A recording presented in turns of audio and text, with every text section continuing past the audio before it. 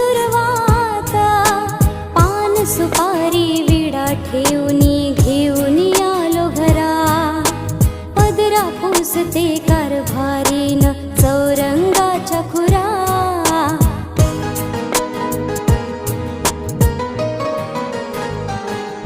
नाव गणाच गोंदायचं